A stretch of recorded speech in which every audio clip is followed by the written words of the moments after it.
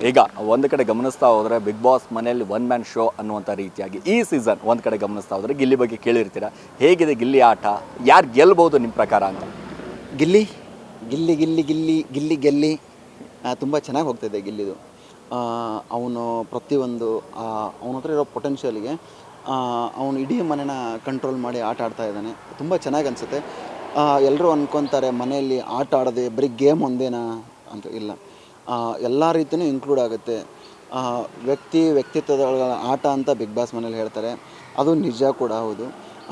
ಎಲ್ಲರೂ ಅಂತಾರೆ ಗಿಲ್ಲಿ ಇಲ್ಲ, ಎಲ್ರೂ ರೇಗಿಸ್ತಾನೆ, ಎಲ್ರೂ ಕಾಲು ಎಳೆದು ಮಾತಾಡ್ತಾನೆ. ಇಲ್ಲ, ಆ ಥರ ಇರಲ್ಲ. ಯಾರಾದರೂ ಮುಂದೆ ಇರೋಂಥ ವ್ಯಕ್ತಿ ನಮ್ಗೇನು ಮಾತಾಡ್ತಾನೆ ಅನ್ನೋದ್ರ ಮೇಲೆ ನಾವು ರಿಯಾಕ್ಷನ್ ಕೊಡಬೇಕಾಗತ್ತೆ. ಬಿಟ್ಟರೆ ಬೇರೆ ಏನು ಯಾವುದೂ ಇರಲ್ಲ. ಬಟ್ ಅವ್ರಿಗೆ ಯಾರಿಗೂ ಗೊತ್ತಿರಲ್ಲ ಅಲ್ಲಿ ನಡೆಯೋದು. ನೀವು ನೋಡೋದು ಬರೀ 1.5 ಗಂಟೆ ಮಾತ್ರ ಶೋ ನೋಡ್ತೀರಾ. ನಾವು 24 ಗಂಟೆ ನಾವು ಮನೆ ಹೊರಡಿದ್ದು ನಾವು ಅನುಭವಿಸಿ ಬಂದಿದ್ದೀವಿ ಅದನ್ನು.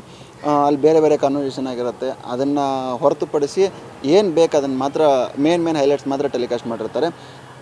ಆ ಸ್ಪಾಟ್ಗೆ ಅವನು ಸ್ಪಾಂಟೇನಿಯಾಗಿ ತೊಗೊತಾನಲ್ಲ, ಅದು ತುಂಬ ಇಂಪಾರ್ಟೆಂಟ್ ಆಗಿರುತ್ತೆ. ಪ್ರತಿಯೊಂದು ವರ್ಡು ಕೂಡ ಅಷ್ಟೇ. ಅವ್ನು ಮಾತಾಡೋದನ್ನು ನೋಡಿದಾಗ ನಮಗೂ ಒಂದು ನಗು ಬರುತ್ತೆ. ಜನಗಳಿಗೆ ಬೇಕಾಗಿರೋದು ಎಂಟರ್ಟೈನ್ಮೆಂಟು. ಆ ಎಂಟರ್ಟೈನ್ಮೆಂಟ್ನ ಗಿಲ್ಲಿ ಮನೆ ಒಳಗಡೆ ಕೊಡ್ತಾ ಇದ್ದಾನೆ. ತುಂಬ ಚೆನ್ನಾಗಿ ಬರ್ತಾಯಿದೆ. ಗಿಲ್ಲಿನೇ ಸದ್ಯಕ್ಕೆ ಇವಾಗ ಲೀಡಿಂಗಲ್ಲಿದ್ದಾನೆ.